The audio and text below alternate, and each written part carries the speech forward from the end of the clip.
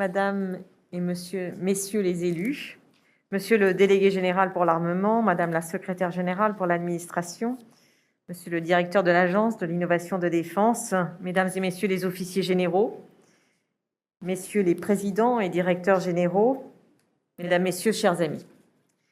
Je suis extrêmement heureuse d'être aujourd'hui au Forum Innovation Défense. C'est un moment très fort pour le ministère des Armées car, vous l'avez dit, monsieur le directeur, c'est le fruit de l'engagement intense de tous les services et c'est le reflet d'une priorité absolue pour nos armées. Une armée qui innove, c'est une armée qui ne dépose jamais les armes. Un pays qui innove, c'est un pays qui construit son autonomie stratégique. Innover, pour nous, c'est synonyme de protéger les Français aujourd'hui et demain. Au ministère des Armées, l'innovation a toujours été au cœur de notre action. Et quand j'ai créé ce Forum Innovation Défense en 2018, dans les conditions et les circonstances que vous avez rappelées, c'était avec la volonté d'atteindre 3 objectifs. Tout d'abord, nous voulions créer un lieu de rencontre, un lieu qui permette les échanges entre les grands acteurs du ministère, les industriels, les start-up, les PME, les chercheurs, les scientifiques et les innovateurs. Cela peut sembler très simple, mais c'est absolument essentiel. Et la première fois que j'ai échangé avec les équipes de la cellule innovation de la Direction générale de l'armement, c'était en 2017. Et quand je leur ai demandé comment ils en étaient venus à développer l'innovation en santé qu'ils étaient en train de me présenter, l'un des porteurs de projet m'avait répondu que c'était le résultat d'une rencontre fortuite dans un ascenseur. Échangeant quelques mots entre 2 étages, il s'était en effet rendu compte que son voisin travaillait sur un projet qui pouvait intéresser le ministère des Armées. Et c'est donc le 2e objectif du Forum Innovation Défense, c'est d'être un ascenseur pour vos projets. Nous avons voulu que ce forum soit une rampe de lancement pour toutes les innovations qui servent la défense de notre pays. Et je dis cela en pensant tout particulièrement aux projets civils qui ignorent parfois tout le potentiel caché mais bien réel qu'ils contiennent pour précisément des applications militaires. Ce forum, c'est la vitrine de l'innovation de défense et c'est la vitrine de l'innovation tout court, bien au-delà de la défense. C'est la vitrine des projets de celles et ceux qui osent tout et qui ne se résignent à rien. Le 3e objectif du premier forum en 2018, c'était de provoquer, excusez du peu, le Big Bang de l'innovation de défense au ministère des Armées. L'innovation, c'est dans l'ADN de notre ministère. Depuis 60 ans, la France a la chance de pouvoir s'appuyer sur l'excellence technique et l'expertise de la Direction générale de l'armement. Et c'est grâce aux forces vives de l'innovation du CEA et de la DGA que la France est devenue une puissance nucléaire, une puissance spatiale qui a maintenu son rang sur la scène internationale. Et je peux vous dire que le monde entier nous envie la DGA. Nombre de mes homologues étrangers m'ont souvent dit, non d'ailleurs sans une pointe d'envie, que nous étions chanceux d'avoir une maîtrise d'ouvrage à la pointe des défis technologiques. Dans les armées aussi, l'innovation a toujours été présente et très active. J'ai pu le constater au cours de mes nombreux déplacements dans les forces, dans les régiments, sur les bases navales, dans les bases aériennes. Et il y a bien sûr aussi les forces spéciales qui ont leur propre manière d'innover et qui ont leur propre salon de l'innovation avec le SOFINS. Enfin, l'innovation n'a pas de frontières au ministère des Armées. La preuve en est avec les diverses réalisations du secrétariat général de l'administration pour mettre l'intelligence artificielle au service de nos agents. Mais ce que je veux dire par Big Bang, c'est qu'il nous fallait organiser et structurer notre galaxie de l'innovation de défense. Et il manquait un maillon pour cela. Au ministère des Armées, avant 2018, l'innovation, c'était en quelque sorte un labyrinthe. Il y avait une multitude de portes, des mondes qui ne communiquaient pas toujours entre eux et qui développaient leurs projets dans leur coin. Il manquait en quelque sorte un lieu pour fédérer, pour attirer, pour accompagner ceux qui auraient pu être découragés par la complexité de notre organisation. Le premier Forum Innovation Défense a donc été l'acte fondateur de l'Agence de l'innovation de défense qui a soufflé sa 3e bougie cette année. Et pour tout vous dire, cette agence est née de la conversation que j'ai eue avec cet ingénieur de la DGA qui me racontait son trajet en ascenseur avec son voisin. Parce que lorsqu'on est un innovateur, on ne sait pas forcément qui peut être intéressé par le projet que l'on porte. Et on ne sait pas toujours à quelle porte aller frapper. En créant l'AID, nous avons créé le sésame de l'innovation de défense, car l'AID est devenu le guichet unique du ministère, un guichet unique qui fonctionne dans 2 sens, un lieu qui accueille les innovateurs, bien sûr, mais qui permet aussi aux militaires et aux agents du ministère des Armées de penser leurs relations avec le monde civil. L'AID joue ainsi un rôle d'éclaireur de l'innovation en décelant les prochaines tendances. Et si l'AID a su s'imposer comme le chef d'orchestre de l'innovation au sein du ministère au cours de ces 3 dernières années, c'est aussi parce qu'elle a pu et su s'appuyer sur tout un réseau de l'innovation de défense qui s'est petit à petit structuré à l'échelle nationale. Un réseau qui s'appuie sur des labs d'armée ainsi que sur les centres techniques de la DGA, en Bretagne, en Nouvelle-Aquitaine, en Occitanie, en Provence-Alpes-Côte d'Azur, mais aussi en Île-de-France ou encore dans le centre Val-de-Loire. Nous avons réussi à créer des synergies entre les tissus industriels, académiques, techniques et militaires dans nos territoires. Et à Paris, nous avons également créé l'IDELAB, un tiers-lieu d'idéation, d'expérimentation et d'accélération des projets qui présentent un intérêt pour nos armées. Près d'une centaine de projets sont déjà passés à l'IDELAB. J'ai aussi une conviction, c'est que l'innovation n'est jamais aussi pertinente que lorsqu'elle naît du terrain. Depuis 3 ans, nous avons renforcé l'accompagnement et la valorisation de l'innovation participative. Et j'aurai le plaisir de remettre dans quelques instants le premier trophée des innovateurs de défense, un prix que j'ai souhaité créer pour récompenser les idées ingénieuses des agents du ministère des Armées. Cette année, le prix récompensera des projets qui abordent la thématique des champs immatériels. Il sera étendu aux 3 espaces de confrontation historique, au MCO, au soutien du combattant et au management lors de la prochaine édition. Alors aujourd'hui, nous pouvons être très fiers de notre galaxie de l'innovation de défense. Si elle a pu prendre tout son essor depuis 3 ans, c'est grâce à l'engagement de tous au ministère des Armées, ainsi que grâce aux investissements que nous y avons consacrés. L'innovation, vous le savez, c'est un des piliers de la loi de programmation militaire voulue par le président de la République. Et cela se traduit concrètement par une hausse progressive des investissements sans précédent. Ils vont atteindre en 2022 1 milliard d'euros par an. C'est donc 38% de plus qu'au cours de la précédente loi de programmation militaire.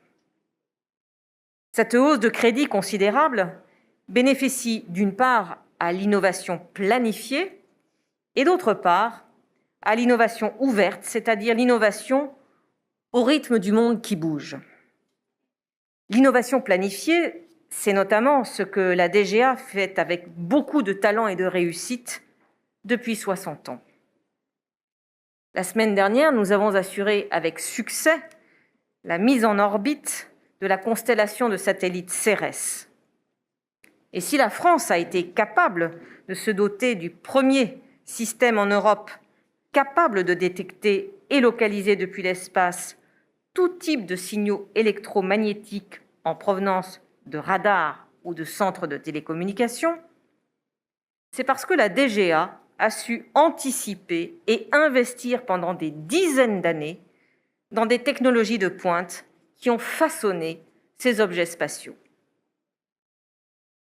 Mais l'innovation planifiée, celle du temps long, ne suffit pas.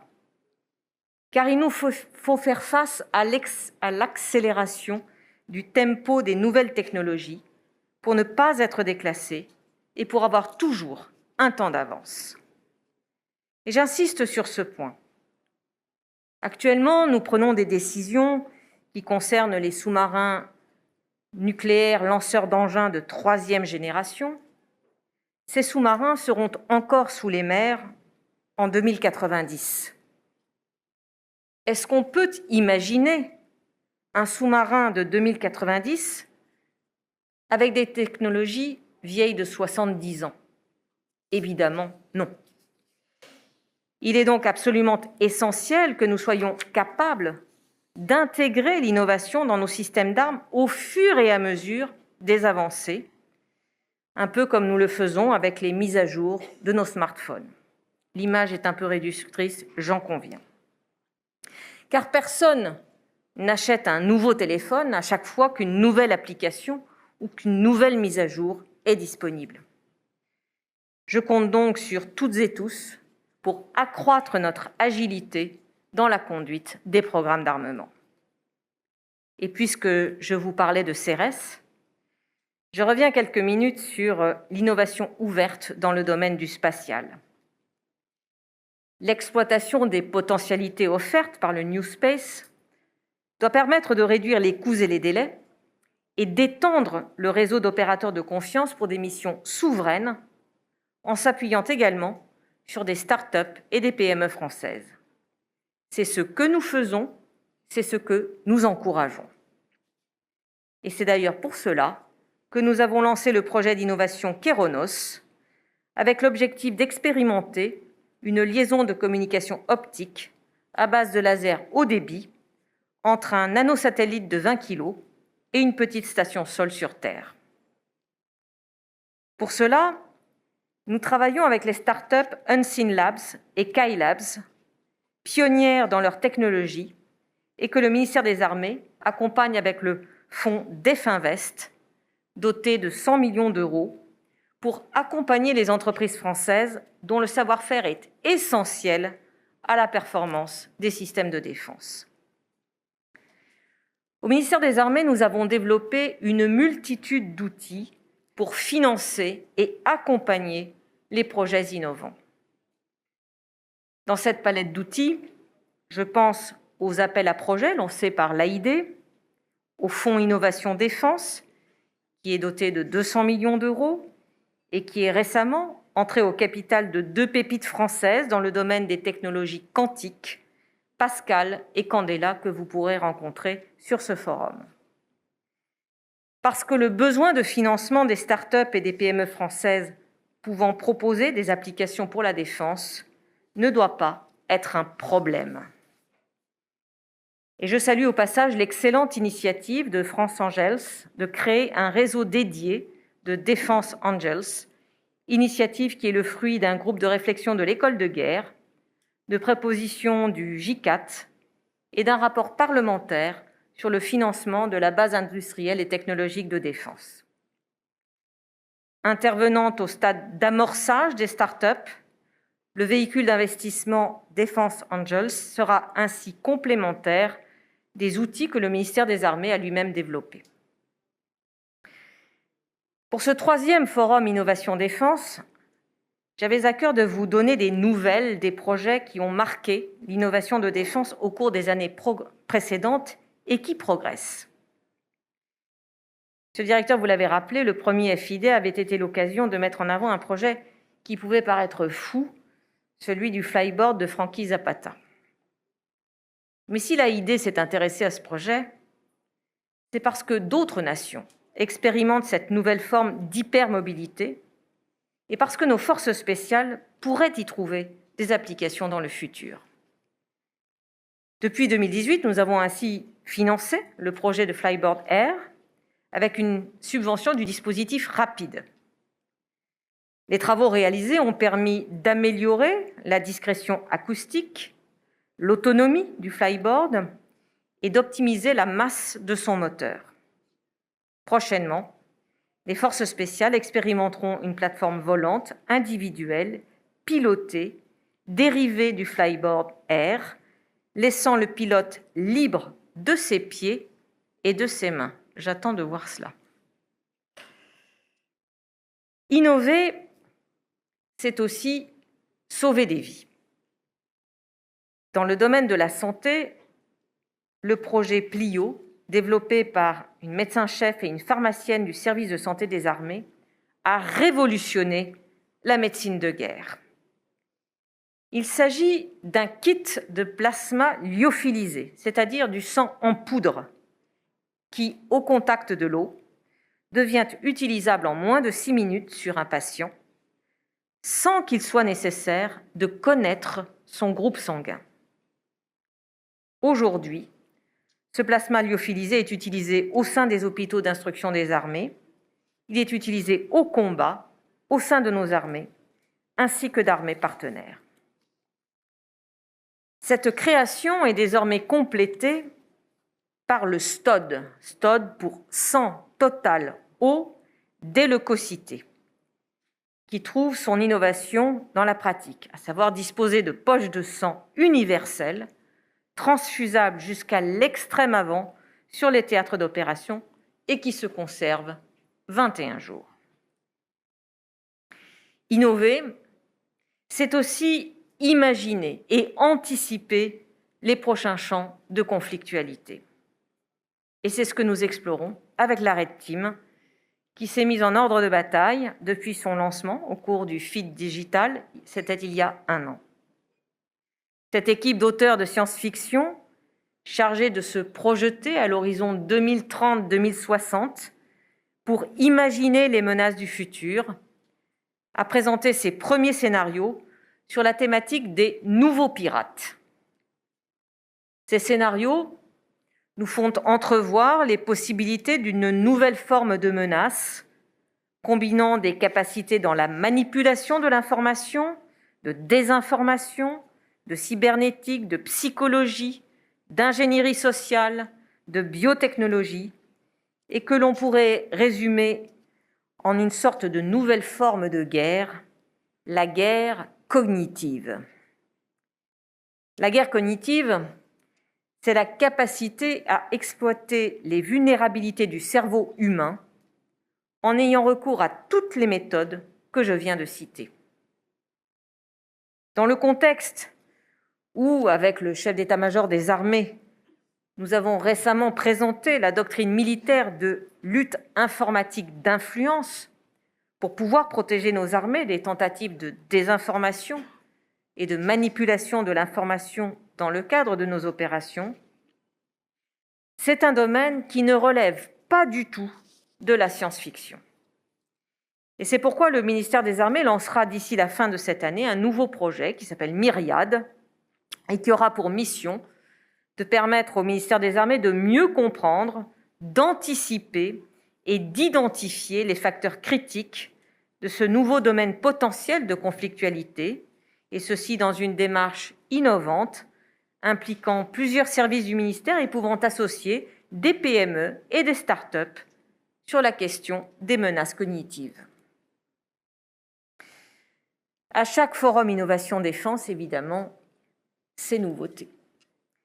Cette année, parmi plus de 100 projets sélectionnés, vous avez l'occasion de vous plonger dans le cockpit du futur, de passer du temps avec la Red Team ou bien de découvrir la dernière innovation du service de santé des armées. Je veux parler de la culture de peau autologue, qui permet de créer, à partir de quelques millimètres d'épiderme, 1 mètre carré de peau totalement naturelle. C'est une innovation qui nous permettra d'améliorer considérablement la prise en charge des grands brûlés, que ce soit sur les théâtres de guerre ou bien, peut-être dans quelques années, dans les hôpitaux français. Et elle fait d'ailleurs écho au projet Blockprint de bio-impression de peau qui avait été présenté au premier FID en 2018. Enfin, pour les adeptes des jeux vidéo, je suis très fière de vous annoncer le lancement du projet d'e-sport LNX. Car la pratique compétitive des jeux vidéo est désormais reconnue comme une discipline sportive à part entière.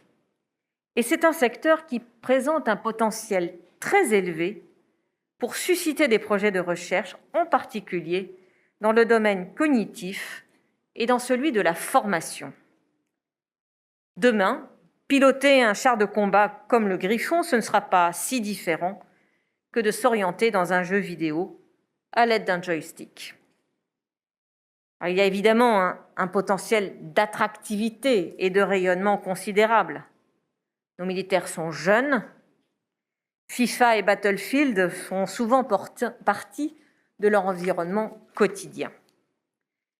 Le ministère des Armées a donc l'ambition d'investir ce champ de l'e-sport. Et je tiens à saluer les initiatives qui ont été déjà lancées par les armées dans ce domaine.